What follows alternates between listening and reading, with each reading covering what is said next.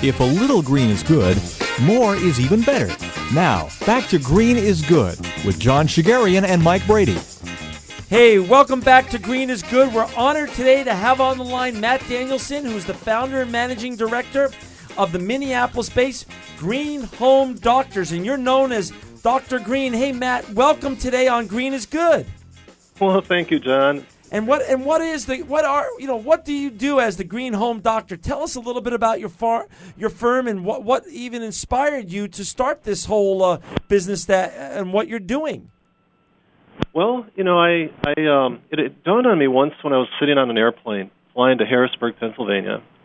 I was on a plane pretty much every Monday, flying to various cities, talking with state government, corporations and things. I was a consultant in a previous career, and my footprint was absolutely enormous, huge. And of course, when you're on a plane, you have plenty of time to think about the impact you're having on the world and sure. what you can do, and started formulating a plan around what would be most important to solving some of these problems. And so I decided to focus the attention on conservation. Very interested, of course, in alternative energy and photovoltaic, small wind, and that kind of thing. But it seemed to me that the rubber really hits the road with the existing housing stock and the need for really improving the energy loss situation that we see. And we're seeing it on a daily basis, by the way. Got it. So how many years ago was this? Did you have this epiphany? Well, probably about 2 years ago, and then started formulating the business plan and the thoughts around it, and started the business last January. So we're 1 year young. So January 2009. That's correct. And so when you started it, when you were thinking about it, formulating and starting it, were other people doing this already, or were you starting something really new? Because to be honest, Mike and I have never had a green home doctor come to our homes yet. Yeah, well, hopefully in the future you will. Right. No, this is fascinating, but was anyone doing this before you got into it, or are you creating sort of a new industry and a new vertical niche?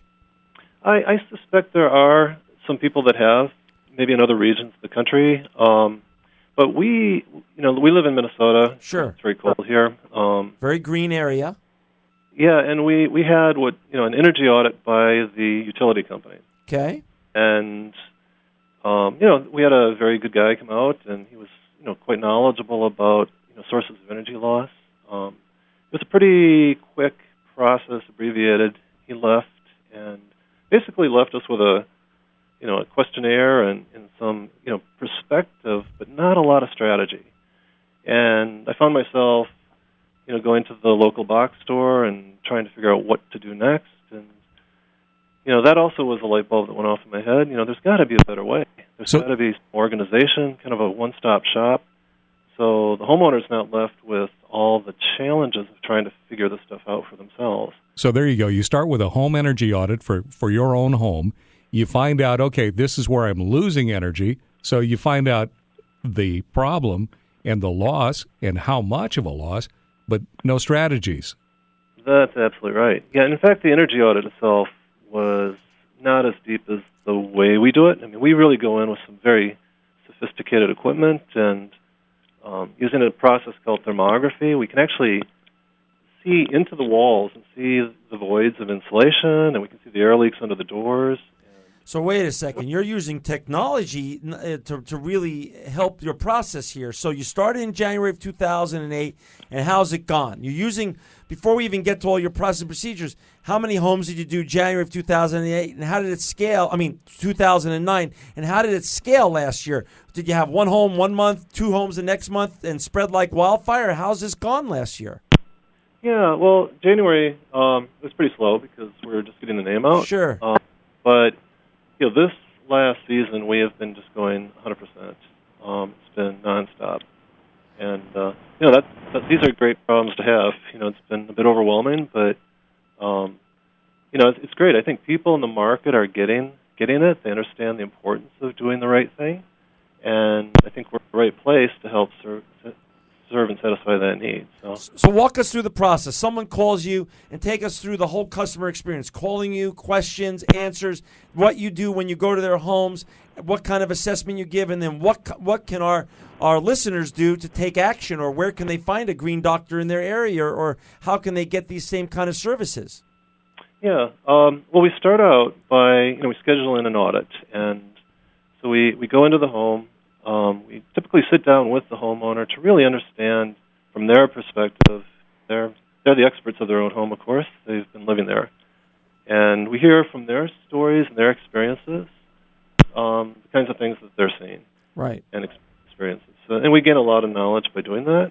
And so we discover, that from them. And then we pull out the technology. We use the thermal camera. Okay. And now that's pretty fascinating. We typically walk around with the homeowner. At that point, they become incredibly engaged in the process. They see for themselves.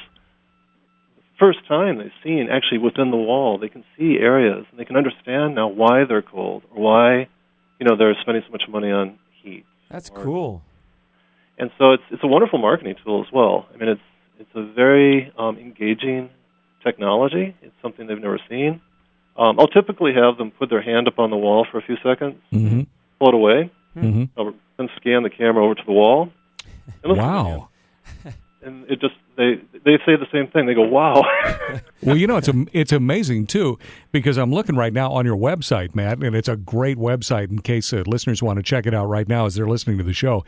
It's www, of course, greenhomedr.com. And just looking at your site right now, you explain how the thermal imaging and how thermography works. It's like I can say that word. I talk for a living.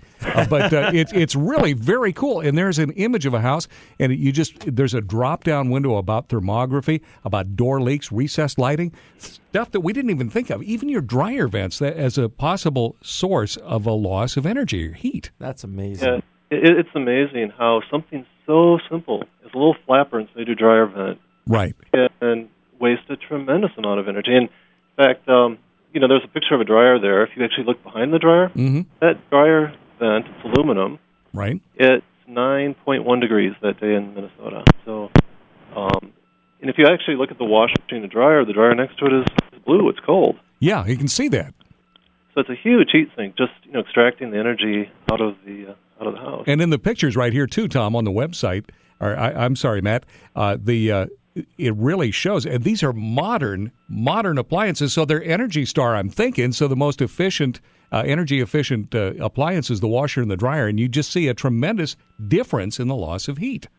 Absolutely. And, the fun thing here is the fix, the repair in this case, was a $30 dryer vent. Wow. It's not a big deal. There's a company up in New York. We identified this product. We do a lot of research in our business as well. Right.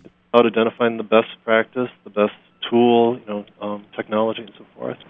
We found a dryer vent, and instead of the normal dryer vent that has a little flapper inside, this thing is actually a cylinder. So when the air blows through the dryer duct, it pushes the cylinder up, and then when the air is done, it's a positive lock. It just drops back. Okay, like a lockout chamber. Yeah.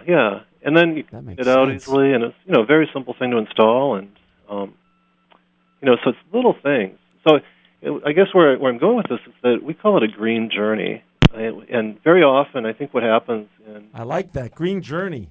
That's great. Yeah, what happens in energy conservation is people get pretty excited about the sexy stuff, the photovoltaics, the small wind, and we are too. I mean, we think that's great. It's a great place to be, but there are steps that we believe one should take to get to that point. So it doesn't make sense, in my view, to put up a photovoltaic, panel up on your roof until your house is tight, until you've reduced your energy consumption in the house, which means changing your light bulbs, or weather stripping, or going to Green Star appliances, or improving your water, hot water loss, and that kind of thing. Yeah, and again, doing small things that everybody can do, even if you got the most rudimentary of skills when it comes to, anybody can wrap some PVC tape around a pipe. Things like that is really something that can start realizing for the consumer, the homeowner, a tremendous amount of savings in pocket money, too. You're trying to budget these days with the economy being what it is. Who isn't trying to save money? Yeah, and what's fascinating too, John and Mike, is that we've discovered that once people start taking this green journey, they become hooked. They become incredibly engaged in the process. Mm-hmm. And, it wasn't even part of their consciousness before.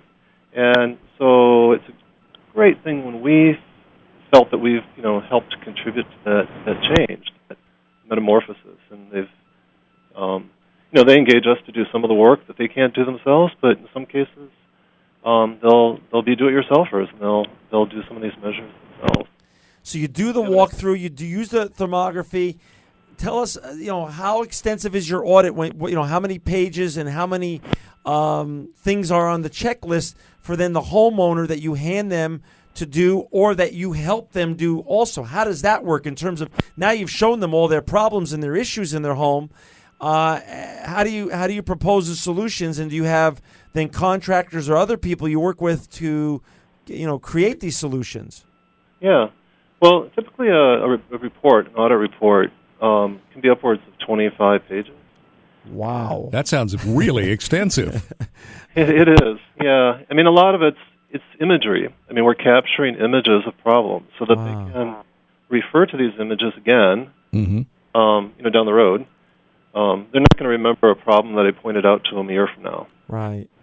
But if they can go to their, I say 25 pages, we try to send it as a PDF where possible. Right. But if they can refer to that document down the road, and as they're taking this journey, it's a tool that they can leverage. Now, another part of it is we use a technology called the blower door, and the blower door, I'm not sure if you're familiar with what that is. But No, not me. Yeah, well, it's interestingly enough, it was invented here in, not invented, but it was manufactured here in Minneapolis. I think the technology originally came from Sweden, and Minneapolis has close ties to Scandinavia, of course, so Sure. probably why it came in here. But what the blower door does is it allows you to measure very quantifiably the air leakage in the house. So it's a fan that's connected to a computer, and we actually drive the air, we evacuate the air out of the house, Right. measure the cubic feet per minute, Right. and we measure the pressure both inside and out of the house to see how much air is required to get it to that pressure. And that tells us a lot about the air leakage of the house, and helps us formulate a strategy then for our client. So what's the average American house now leaking in terms of heat and energy, that if they hired someone with your skill set, the green doctor, the green home doctor, how that they could save with small steps? What is there an average? Are they losing 50% of their heat and energy now? 25%? Is there some evidence and numbers that you could share with our audience? Oh yeah. It's of course we're collecting the data as we go, and so we first off, I have yet to be in a home where I haven't seen problems that can be remedied. Right. I mean, that's the thing that astounded me when I started this business. I had no idea the kinds of problems that I'm seeing on a daily basis. Gotcha. Now, in terms of like a quantifiable improvement, we've seen improvements over 50%. So that's looking at the measurement from the blower door. And just recently, this homeowner showed me the bill last month compared to a year ago last month, and it was about the same. It was like a 49% decrease in his utility bill, and of course he was ecstatic. I mean, he knew it was going to be along that line with the result from the blower door, but to actually see it as the bottom line on the bill was a great thing. And there can be improvements as small as 10-15% in air leakage. And like I pointed out, I mean, these problems are all over the board. We have a client that lives in a $2 million house in one of the neighboring towns, Right. and they've been unable to use their shower because the piping, the water pipes that feed the shower freeze in this $2 million home, and it's on an internal wall on top of it. Oh my God. It's mind-boggling. So with the thermal camera, the blower door, we were able to detect where there was an infiltration, what we call an attic bypass. Cold air was just sinking down from the attic into this interior space and rendering the bathroom shower unusable. So now you do the audit. What are the top 5 or 10 things, Matt, that your clients can do and our listeners can do that are simple but can make a huge difference? And what kind of contractors that you need to make these fixes in their homes? Well, the audit itself is around $250, and but then the audit creates a roadmap. It creates a strategy document, Right. which and then we work towards remedying the problem. So we have our own crew. So you bring in a team that can fix the architecture of the problems that your audit lays out so that you can get the contractors to make all these things right and make it more energy efficient. For many of the things on this journey. Not everything, but for many of the things. Got it. And that was important to me to ensure that we had a high-quality team and we were delivering just a superior result in the marketplace. Right. Now, as we evolve in this business, there are going to be certain technologies and so forth that I'd like to leverage other contractors, other developers. And so forth. What are the top 5 things that our listeners can avail themselves of so they can fix their homes and make them more energy efficient? Yeah, well, starting, once you know where the problems are, Right. through the audit, Right. assessment, Right. the most fundamental thing is behavioral. Right. And so very often we just educate our homeowners into common sense things that probably our green listeners are more aware to, but the people that we deal with may Yep. not always be aware of. And so turning off the light or not having the phantom power load of your power adapters always plugged in has significant payback. Lighting is also key. If you have a lot of lamps that are generating heat, it's really you're paying for these twice. You're paying for it in the summertime, also in the form of air conditioning. So Right. I'm a real advocate of LED lighting, and we're going to see more and more good quality LED lighting down the road. CFLs, I think, are kind of a stopgap until LED becomes more prevalent. That was going to be our question because, we do a lot of CFLs. I know at our house, just about everything is CFL, but LED is going to be replacing that in your estimation. Oh, yeah. We're seeing some wonderful advances from Philips, GE. Also, China is doing quite a bit of work. And surface-mounted diodes, for example, can be incredibly bright.